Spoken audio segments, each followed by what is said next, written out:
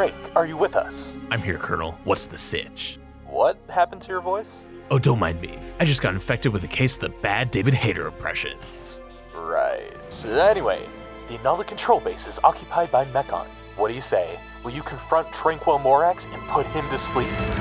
It's Rhine time. Remember, Rake, the guards here are armed and dangerous. Do your best to remain undetected and sneak your way into the main silo.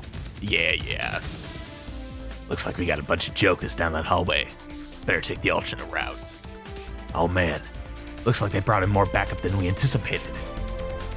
Could it be we had a snitch from the inside? Either way, better find distraction. Yeah, that fuzzball should do just nicely. Alrighty. See you later, chumps. Anyway, better disable the main power supply so I don't go setting off those cameras. All according to plan. Now, onto the main silo. Also, my voice hurts real bad. If all goes according to plan, our target should be right underneath us.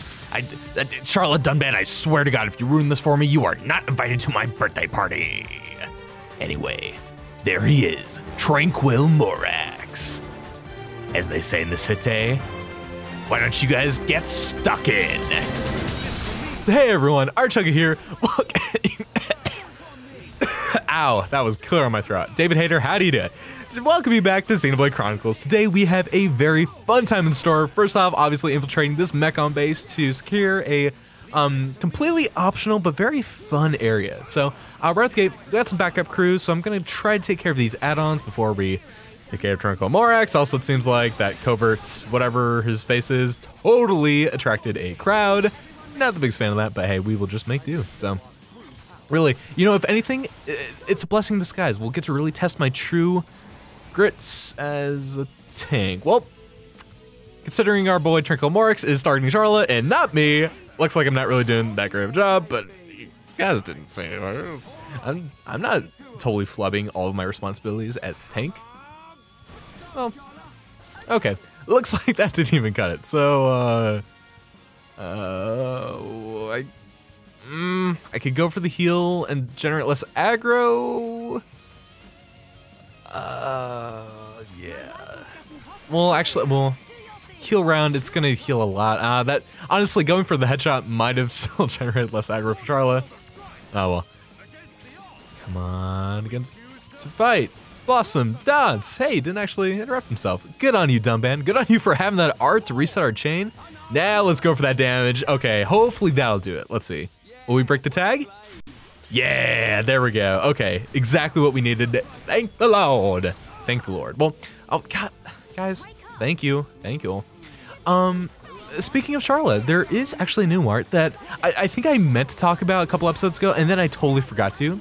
And that art is Covert Stance. It's one of the very, very few auras, if not maybe the only aura that Charlotte currently has. But to me, it's not my favorite art that Charlotte has. Definitely, I feel like it's one of those arts that's definitely very situational.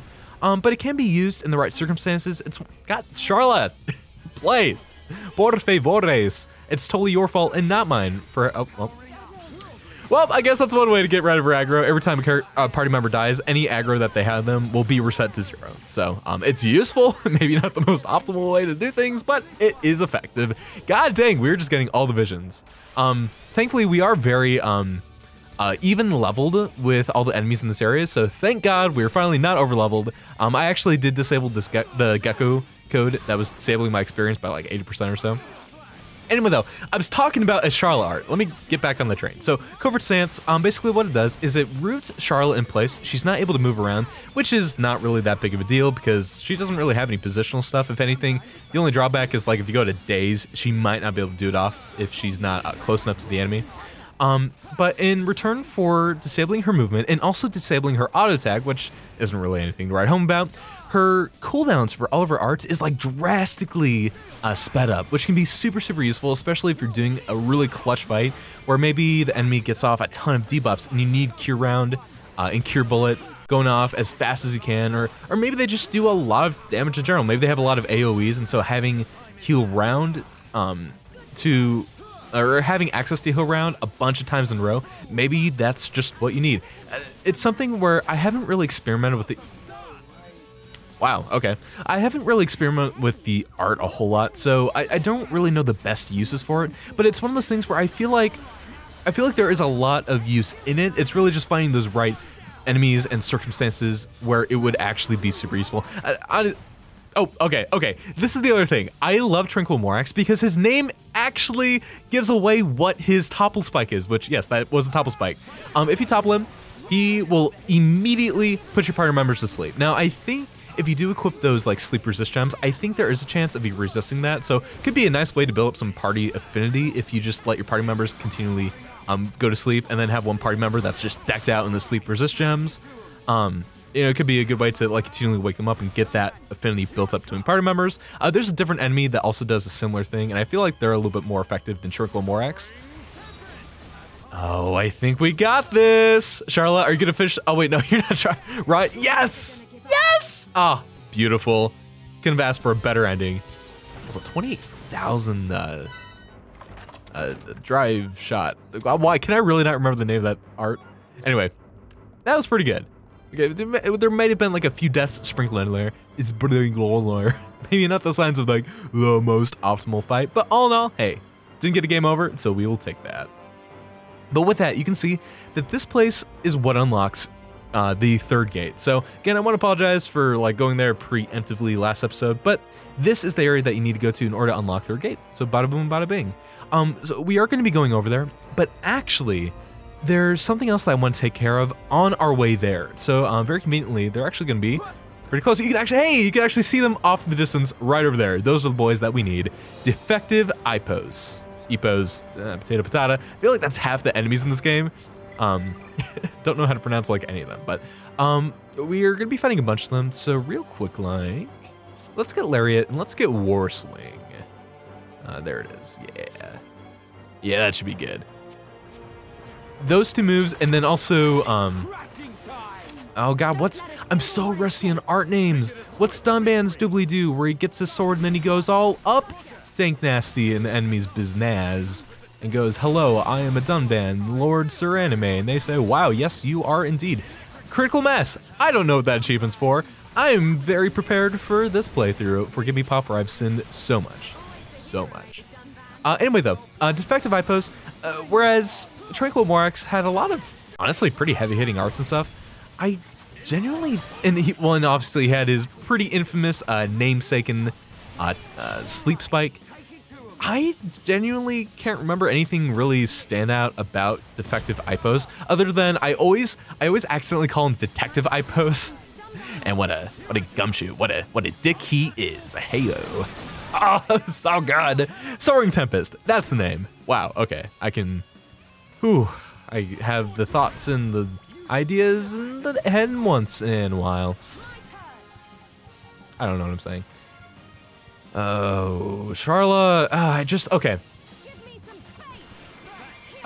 Me and Dave were talking about this a bunch, but I feel like there was so much missed potential with how Charla's talent art could have been used. I actually don't even know if I've talked about this already, so if I'm repeating myself, forgive me, Pop, or I've sinned yet again. But how cool would it have been if instead of Tarla's Shallant art, oh my, just being cooldown and not doing anything special, what if the more you built it up, the more that it could be used as a sort of like AoE, maybe like a AoE fire attack that did more damage the more you built it up, like the more arts you used to build up the meter. Imagine that, you know, if you did accidentally go over the limit of cooldown, like imagine that it would still have the same effect where it would basically be a penalty where there'd be an extended period of time, more so than if you just used the art in the first place to cool Charlotte down and be able to use more arts. But if you didn't hit that limit, if you if you stayed within the constraints of that, the more you built it up, the more damage that attack would do, and it would also act like a colorless attack, sort of similar to how like Melia's works. Like, not only would that just fix Charla's inability to really contribute DPS-wise, oh my god, Ryan, you have so little HP, but it would also make her so much more viable for chain attacks, like this, where we could just like, or like where we could do headshot and then it could go around, and then if it came back to Charla, instead of her being at a loss for not having an art available, she could just use that, reset the color, and then have some crazy cool chains going off. Like, how amazing would that be? Monolith, I feel like there was a lot of wasted potential there, my guys.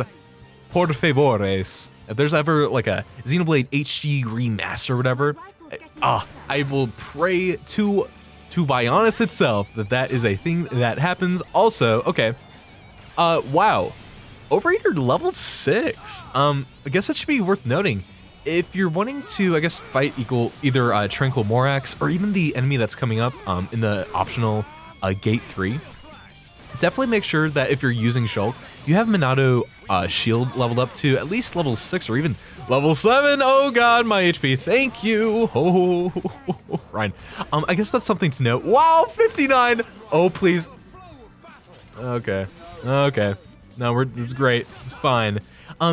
This guy can, I guess, get off that one debuff that has been annihilating me, especially as Ryan, where I rely really on my massive HP pool. He can inflict HP down, which is a permanent decrease in your max HP. Again, for a character like Ryan, or even, God, Charlotte, please, I see trees are green and bodies of red. For people like Ricky and Ryan, it is a huge detriment. It, like, one attack alone gets takes away 3,800 HP from Ryan. The attack itself, it does over 3 grand damage. Granted, I might not have the most optimal armor, like the most optimal defense, but still, that's a lot of damage. So, okay.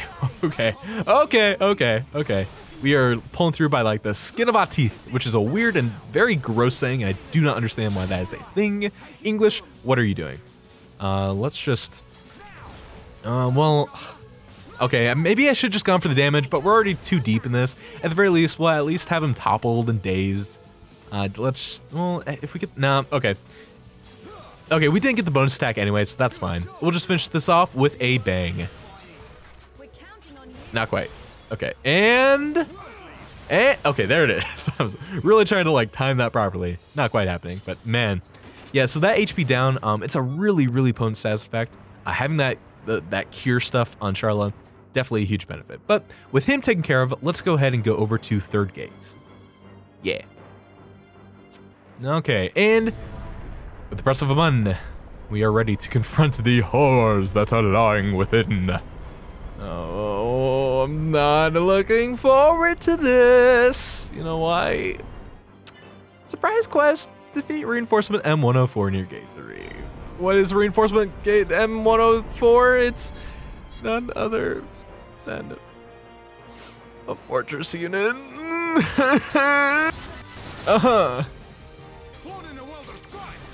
Against the odds, we choose to fight.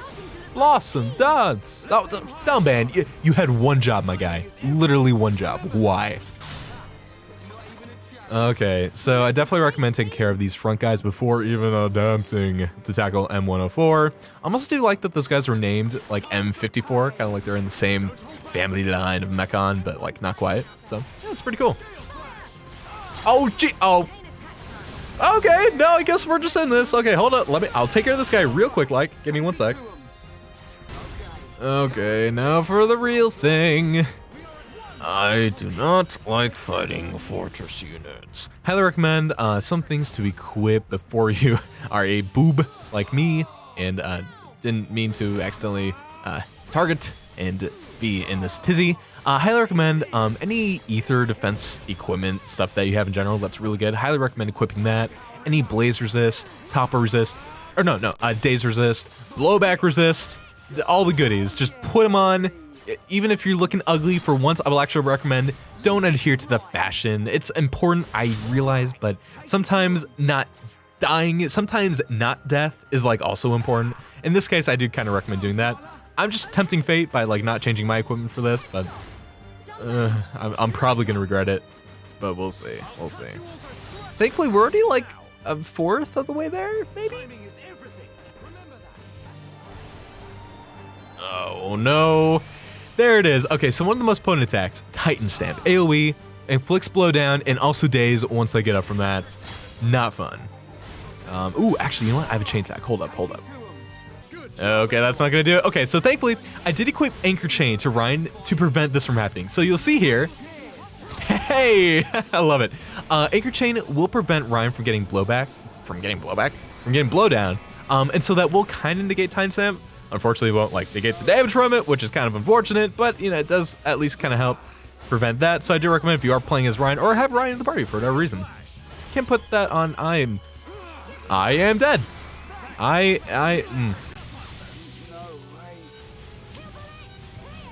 May need to alter my strategy. Okay. So once again, I'm gonna try getting rid of these fools, and I will meet you after that. Jesus Christ, I will never get tired of that voice line. Oh my God. Okay, so let's go ahead. I'm gonna get noticed by him. No, it's fine. I'll just play by ear rules, I guess. No sneaking man for me. My Metal Gear days ended minute 1.5, apparently. Anyway, okay. So these guys too, something I do want to pay attention to is the fact that because they're so massive, you can't topple them. Which sucks, obviously. You can't just rely on the crutch that you've been using all throughout the rest of the game. Oh, I know, unfortunate. Probably, if I was smart, I probably would have replaced my Wild Down. Yes! Awesome, no attack. Probably would have replaced Wild Down in Shield Bash with like Bone Upper, Dive Spade to get off additional party gauge stuff, but hey, I'm a guy.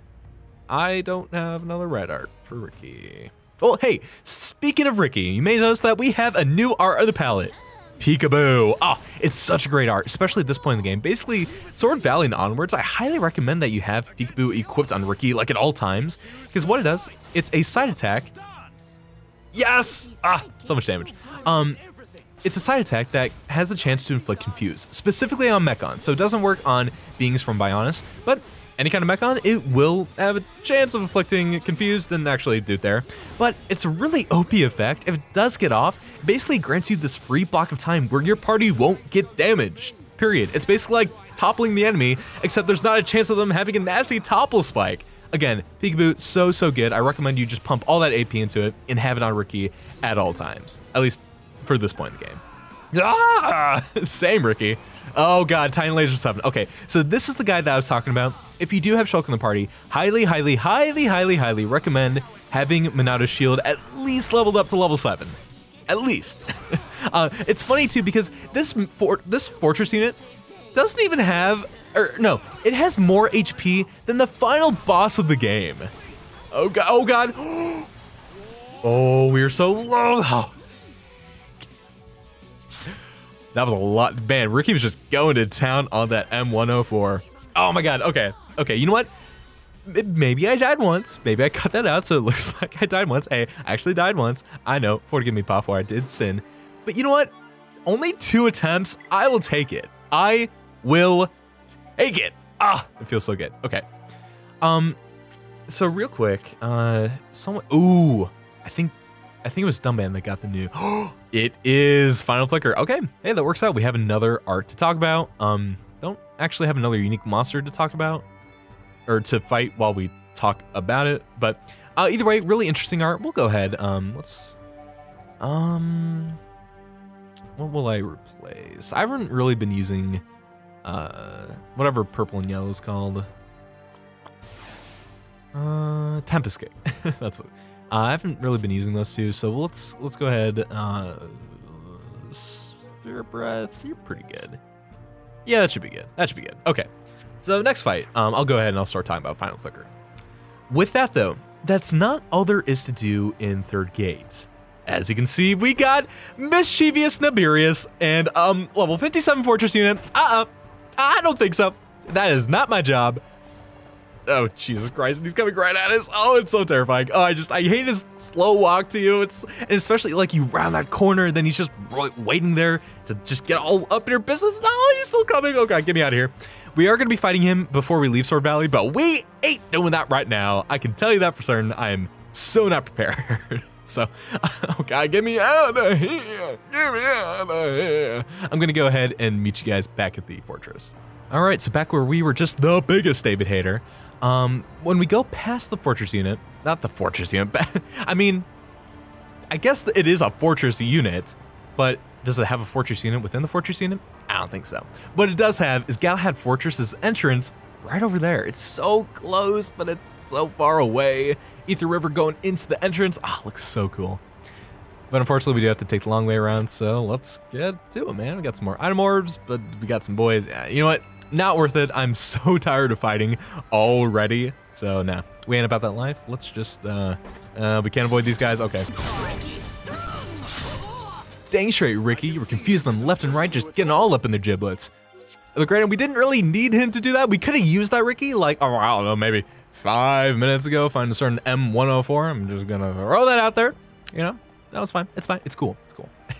So, anyway, we're actually getting really close to some more pretty important story stuff. So once again, guys, really hope that you are buckled in. Hey, look. Can we get in through there? It looks as though it's unguarded. It should make for a decent entry point. Now's our chance, Dunban. Yes. But don't lower your guard. The Mechon may just be hiding.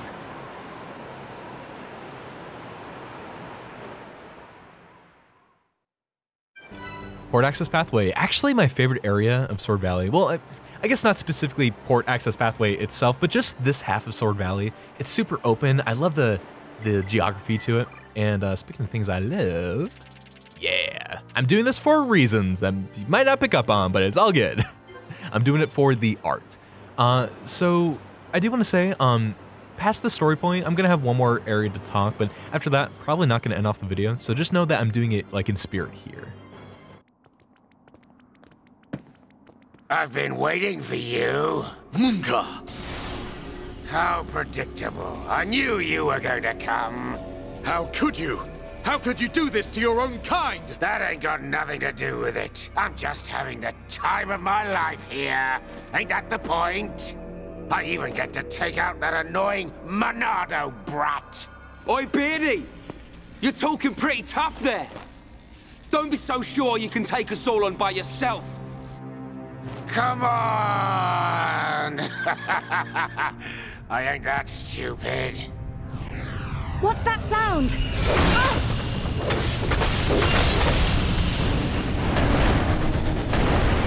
You scumbag! Well then, Monado boy. Think you can do it? Can you kill them all? I wonder who's inside. Who could it be? Your dad? Your mom? Maybe that special someone. Aha! Looks like we have our first contestant. Too bad she won't give me much of a fight.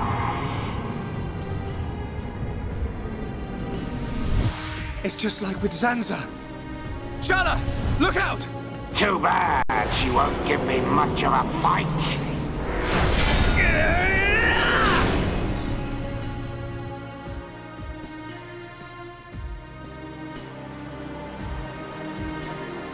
Shulk? Everyone, watch out for the green claws. And the other one's spears. There's something different about them. You catch on quick, boy. You're right. These weapons are special. They were made especially to decompose you homs. And no, wait. Any being from Bionis. How can that be? I don't know about all this technical stuff, but it's something to do with that ether. Ether is like the Bionis blood. The fortress sucks its blood out for us. Then we use it to make this green liquid. You monsters! Pretty clever, don't you think? This world suits me just fine, Dunban. Mumkhar, you're gonna pay! I'm tired of your yapping, Mr. Hero. I'm gonna squish you like a slug, right here where we shared such lovely memories.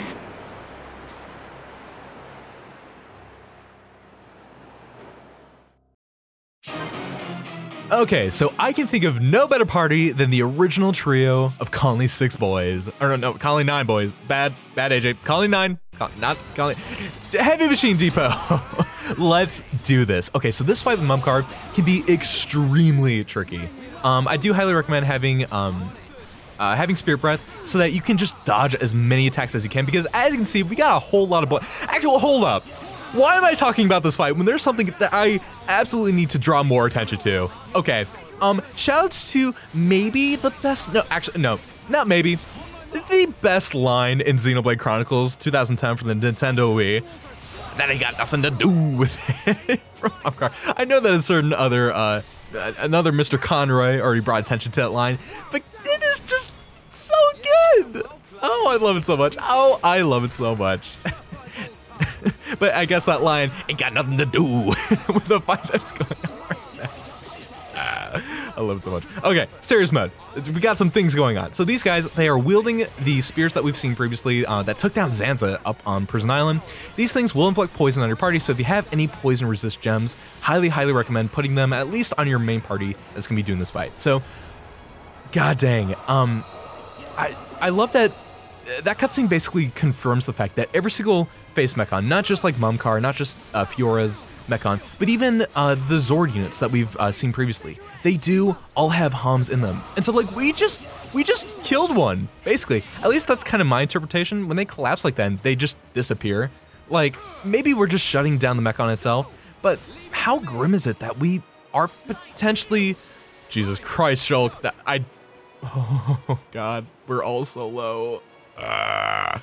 But we are potentially killing hums, and like, does that make us no better than the mechon that we've been fighting this entire time? It's really dark stuff, but I guess while we're fighting Mumkhar, let's go over Final Flicker, because it's really interesting art. You can tell it literally has the exact same icon as Shulk's Battle Soul. The only difference being it's actually good. Like, okay, here's the thing, right? Battle Soul by default only restores, like, I think 20, oh god, oh please, oh, we're all dazed. No, we're not, just me. Okay, thank you guys, thank you boys. Oh, we're getting so low on HP. The thing is, Battle Soul only by default restores like 25%, or maybe it's 30% of Shulk's talent art thing. And right out the gate, Final Flicker will restore 50% of dumb bands, and like you saw, I leveled it up just once and it like went up to 57%. So like there's some pretty big leaps in how much it restores, and I'm like, oh please, oh god. Okay, so this is right here. This is a level 4 is all you'll need for Shulk's Nato Shield. So if you only want to get up to level 4, if you're not dealing with the fortress units, that's really all you need. Let's get all up in that. But the thing is, it takes way more attacks from Dumban to fill up his talent gauge as opposed to Shulk's, which I think only takes 8, if I'm not mistaken, whereas Dumban's, I think it's like 15 or so. So it can actually be really useful. The only difference, the only drawback with using Final Flicker on Dumban as opposed to using Battle Soul on Shulk is that Shulk does have light heal. So one combo that a lot of people use is Battle Soul and then immediately light healing Shulk to basically negate most, if not all, of the damage that you just inflicted on yourself. Dumban doesn't have any outlet for that, so if you don't have a dedicated healer, oh come on! Ah, so many visions. Okay, we can deal with that. We can deal with that. Not too bad. Gonna take away this chain tech that I have going on, but no, actually, you know what? No, we got this. Sorry, Ryan, if this doesn't work out, I'm sorry, my boy. But I think we can do enough damage. But yeah, either way, Final Flicker, I feel like it can have its uses. Just make sure that if you're using it on Dumban, make sure you have a healer in the party, because he will quickly take out like all his HP. Come on, let's end off with a bang. Yes! Oh, we didn't kill Ryan. Ah, oh, what a great fight. Too much. The Monado is too much! Yes, this is the power of the Monado. You wanted it, so now you can have it, Mumkhar! I'm better than all of you! You're the one who's finished! Die! Stop!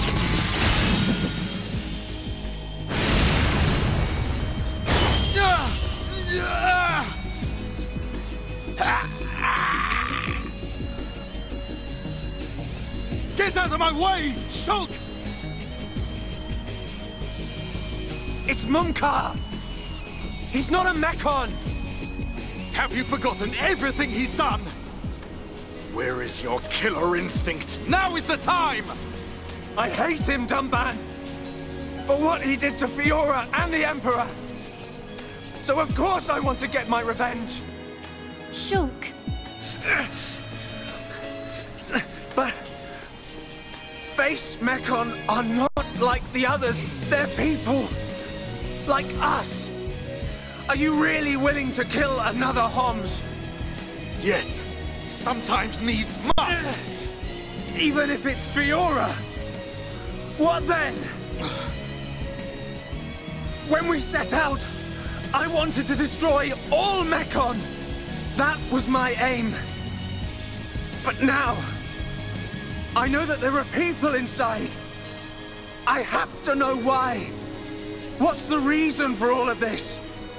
Why do Bionis and Mekonis have to keep on fighting? I have to find out why! So, that is your fight.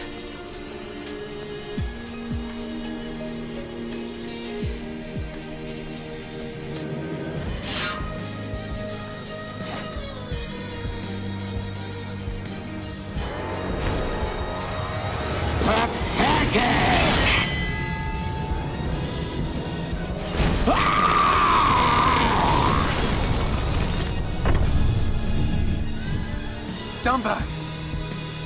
I will never forgive what he's done. And yet, your words, they ring true. I feel their weight. We have to help Fiora now. We'll worry about the rest later. Right. Did you hear that, Mumkhar? We haven't got time to be playing around with you. You always have to have the last word. Just die!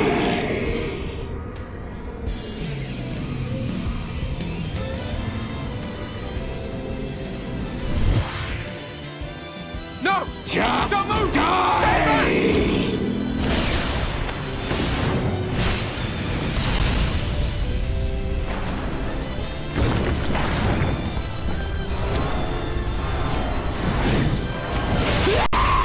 Mumkhar!